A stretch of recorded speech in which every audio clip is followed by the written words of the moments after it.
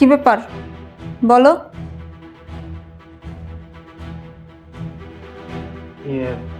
মানে কি রে বাবা, কিছু বলবি? এই বলছো না কেন? তোমার এই ঘরের থেকে কি পড়ায় নিয়ে আসলাম বলো।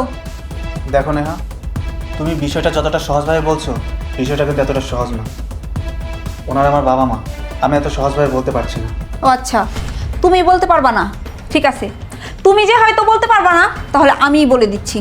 এই যে শোনেন, আপনারা আপনারা জানেন না আমি আপনাদেরকে সহ্য করতে পারি না।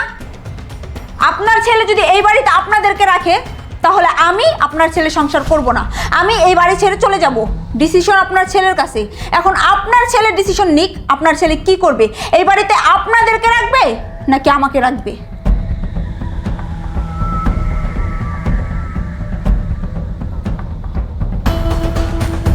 কি হলো বলো না কেন, বলে দাও। নেহা, ওনারা আমার বাবা মা, ওনারা বৃদ্ধ হয়ে গেছে। এই বৃদ্ধ বয়সে যদি আমার বাবা মাকে আমি বৃদ্ধাশ্রমে দিয়ে আসি, তাহলে সমাজের লোকজন কি বলবে? তাছাড়া আমার বাবা মা আমাকে অনেক কষ্ট করে বড় করে তুলেছে। আমি কি করে আমার বাবা মাকে বলবো যে তোমাদেরকে আমি বৃদ্ধাশ্রমে রেখে আসতে চাই?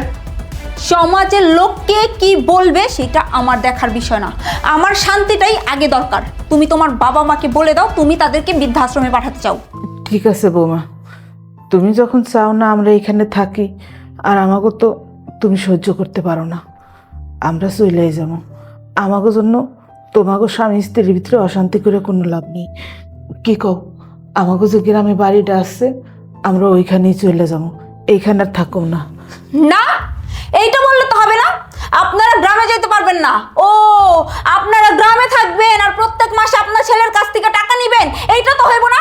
আমি বাইসে থাকতে এটা হইতে দিব না। ওহ নেহা, তুমি কিন্তু এখন বাড়াবাড়ি করছো।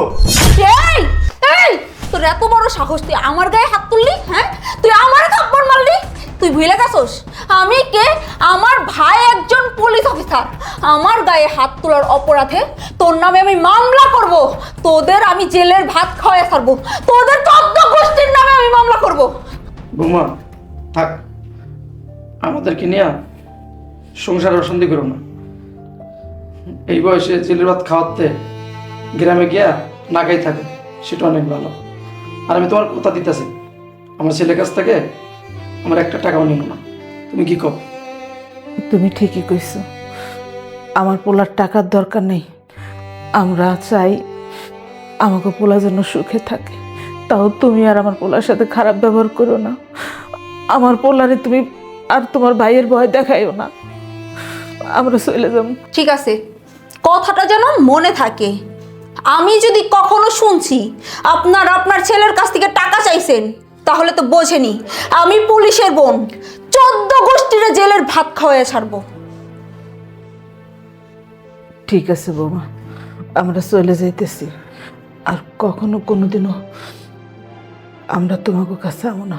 চলো বাবা, চলে যেতেছি, ভালো থাকিস। মা, মা, কিরে বাবা, কখন আসছিস? এই তো মা, একটু আগে আসছি। দুদিনে ছুটি নিয়ে আসছি। আর যেই কারণে আসছি, তোমার জ্বালা যন্ত্রণায় আমি এবং আমার স্ত্রী দুজনে অতিষ্ঠ। তোমার জ্বালা যন্ত্রণা আমার ভালো লাগতেছে না, তাই আমরা সিদ্ধান্ত নিছি তোমার বৃদ্ধাশ্রমে রেখে আসবো। কি বলতেছো সেগুলি? আমি জ্বালা যন্ত্রণা করি মানে? বৌমা, আমি কখন তোমারে জ্বালাইলাম?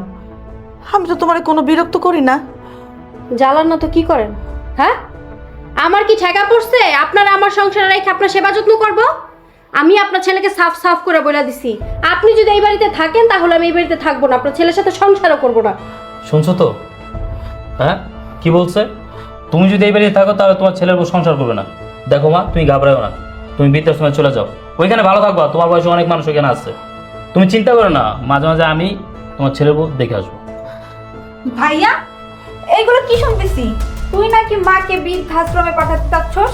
হ্যাঁ, তুই ঠিকই শুনছস, আমি মায়ের বৃদ্ধাশ্রমে পাঠাতে যাচ্ছি। ভাইয়া, তুই এত বড় কুলাঙ্গার, তুই তোর বউয়ের কথা শুই না মারে বৃদ্ধাশ্রমে পাঠাইতে চাইতেছস?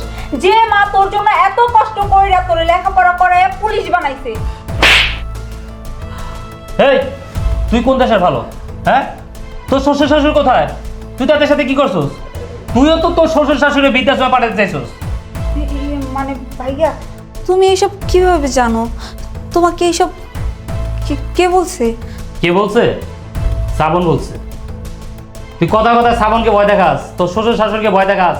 আমি পুলিশ, কিছু হলে তাদেরকে মামলা দিবি, জেলে ভাত খাওয়াবি। তুই আমার নাম বেচছে, আমার পাওয়ার খাড়ায়া তোর স্বামীর সাথে খারাপ ব্যবহার করো, শ্বশুর শাশুড়ির সাথে খারাপ ব্যবহার করো, পুরো বাইরের যার নাম বানায় রাখছো। যখন শুনছ মায়ের বৃদ্ধাশ্রমে পাঠা দেবো, তখন ঠিকই চলে আসছো তোর স্বামীর নিয়ে।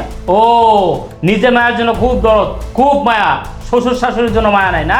ও আচ্ছা, বুঝছি, ওনারা পরের বাবা মা, তাই না? ও তার মানে তুমি আমার ভাইরে এগুলো বলছো? হ্যাঁ, চুপ থাক নেহা। আমি এখন বুঝতে পারছি আমারে কেন রুবেল বৃদ্ধাশ্রমে নিয়ে যাওয়ার কথা বলছে। ছি ছি ছি ছি ছি, তুই তোর শ্বশুর শাশুড়ির বৃদ্ধাশ্রমে পাঠাতে চাইছিস? হ্যাঁ, আরে যেই শুনছিস যে আমারে তোর ভাই বৃদ্ধাশ্রমে পাঠাবে, অমনি তুই দৌড়ায় চলে আসছিস কেন? আমি যেমন তোর মা, তোর শাশুড়িকে তুই তোর মায়ের মতো দেখতে পারিস না? আরে মা, তুমি এইসব কি বলছো? ওই মহিলা আমার মা কিভাবে হবে? তুমি আর ওই মহিলা কি সেম হলো নাকি? ওই মহিলা আমার শাশুড়ি, আমার মা হওয়ার কোনো যোগ্যতা তার নাই। আর তুমি জানো মা, ওই মহিলা আর ওই বেটাটা আমার জীবনটারে জ্বালায়া পুরায় একদম অতৃষ্ট বানায় ফেলছে। আমি আর টিকতে পারতেছিলাম না। চুপ করো নেহা, তোমার কত বড় স্পর্ধা! তুমি তোমার স্বামীর সামনে দাঁড়াইয়া তোমার শ্বশুর শাশুড়িকে মহিলা বেটা বলে সম্বোধন করছো? মা, আপনি আপনার মেয়েকে এই শিক্ষা দিয়ে শ্বশুর বাড়িতে পাঠিয়েছেন? আর শ্রাবণ, তুমি তোমার সামনে দাঁড়িয়ে তোমার বউ তোমার মা বাবাকে এই সমস্ত কথা বলে, আর তুমি চুপচাপ শুনো? কি করব ভাবি? কইলে বাবা মার খায়, না করলে মায়ে হারাম খায়। আমার জীবনের সব থেকে বড় ভুল কি জানেন? আমি একজন পুলিশের বোনকে বিয়ে করেছি। ও আমাকে উঠতে বসতে সবসময় বলে, আমি যদি ওর সাথে খারাপ ব্যবহার করি, ওর গায়ে হাত তুলি, ওর কথা না শুনি, তাহলে ওর ভাইয়ের কাছে বলে দেবে আমার নামে নারী নির্যাতনের মামলা করবে, আমার পুরো 14 গোষ্ঠীকে জেলের ভাত খাইয়ে ছাড়বে। ও আমার বাবা মাকে একদমই সহ্য করতে পারে না, উঠতে বসতে তাদের সাথে খারাপ আচরণ করে। শেষ পর্যন্ত ও আমাকে বলেছে আমি যেন আমার বাবা মাকে বৃদ্ধাশ্রমে দিয়ে আসি। আমি রাজি হইনি বলে ও আমার সাথে অনেক কথা বলেছে, আমাকে অনেক অপমান করেছে। এমনকি বলেছে আমি যদি ওর কথা না শুনি তাহলে আমার নামে মামলা করবে, আমাকে জেলের ভাত খাওয়াবে। শেষ পর্যন্ত আমার বাবা মা ওর কথা শুনে আমাদের বাড়ি থেকে চলে গেছে, শুধুমাত্র আমাকে নারী নির্যাতনের মামলা দিতে চেয়েছে বলে। শুনেন ভাবি, আমরা গরিব হতে পারি, কিন্তু আমাদের আত্মসম্মান বোধ আছে। এই সম্মানের কথা ভেবে আমি কখনো ওর কথার কোনো প্রতিবাদ করিনি ভাবি। আপনারা হয়তো জানেন না, ওর ভাই পুলিশ। এই পাওয়ার দেখিয়ে ও আমাকে সবসময় ছেটের উপর রাখে, সবসময় আমাকে প্যারা দেয়, সবসময় যন্ত্রণা দেয়। তুই বুঝতে পারছস? তুই তোর শ্বশুর বাড়িতে আমার অবস্থানটা ঠিক কোথায় নিছস? তারা আমাদের সম্পর্কে কি ধারণা নিছে? আমি আমার ক্ষমতার অপব্যবহার করি। তুই আমার ফ্যামিলি এবং আমার এই ইউনিফর্মের সম্মান নষ্ট করছস। ঠিক আছে, যেহেতু তোর শ্বশুর শাশুড়ি তোর সহ্য হয় না, তোর ওই বাড়ি যাওয়ার দরকার নাই, ওই সংসার তোর করা দরকার নাই। তোর বিয়ে দিয়েছিলাম যেন তুই সুখের শান্তিতে থাকস, ভালোভাবে সংসারটা করতে পারস, কিন্তু তুই সেই মেয়েই না। তুই এই বাড়িতে থাক, তোর আর ওই বাড়িতে যাওয়া দরকার নেই। আর ভাই শ্রাবণ, তুমি আমাদেরকে মাফ করে দাও। আমি আমার ফ্যামিলির পক্ষ থেকে তোমার কাছে মাফ চাইতেছি। আমার বোন যে তোমার বাড়ি থেকে এরকম অশান্তি করে আমরা জানতাম না, তুমিও কখনো বলো নাই।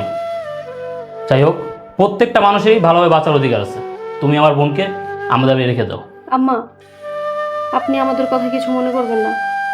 আসলে নেহা ওর শ্বশুরবাড়িতে কি করে সেগুলো আপনাকে বোঝানোর জন্যই আপনার ছেলে আর আমি প্ল্যান করে আপনাকে বৃদ্ধাশ্রমে রেখে আসার কথাগুলো বলছি। না মা, আমি কিছু মনে করি নাই। আসলেই তো আমার বৃদ্ধাশ্রমেই যাওয়া উচিত। যে মেয়ে কিনা তার শ্বশুর শাশুড়ির বৃদ্ধাশ্রমে পাঠাতে চায়, আমি তো তার কোনো শিক্ষাই দেই নাই।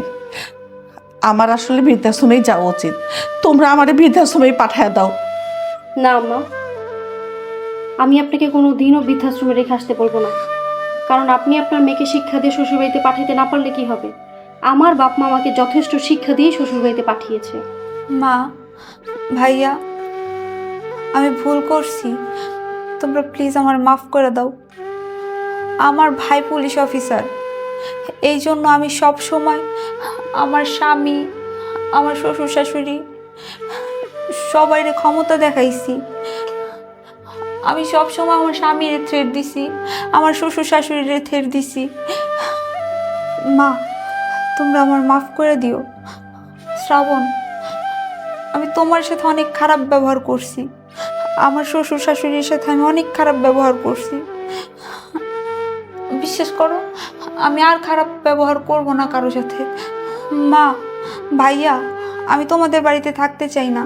আমি আমার শ্বশুর বাড়িতে ফিরে যেতে চাই। আমি আমার শ্বশুর শাশুড়ির স্বামী নিয়ে ওই সংসারে থাকতে চাই। প্লিজ তোমরা আমারে মাফ করে দিও। আমার জন্য তোমাদের অনেক অপমানিত হতে হলো। তুমিও আমার মাফ করে দিও। চলো। শোন নেহা, মেয়েদের বিয়ের পর তার স্বামীর বাড়ি হচ্ছে আসল বাড়ি, তার স্বামীর পরিচয় হচ্ছে আসল পরিচয়। তোর বাবা শিল্পপতি না কোটিপতি, তোর ভাই পুলিশ অফিসার না বড় র্যাঙ্কের কোনো অফিসার, এগুলো দিয়ে কোনো কাজ নেই। ওই বাড়িতে তোর স্বামীর পরিচয়, তোর স্বামী কী করে, সেটাই হচ্ছে তোর আসল বিষয়। আর একটা কথা মনে রাখিস, ওই বাড়িতেই তোকে থাকতে হবে। এই বাড়ির কোনো কিছুর ক্ষমতা ওই বাড়িতে দেখানো যাবে না।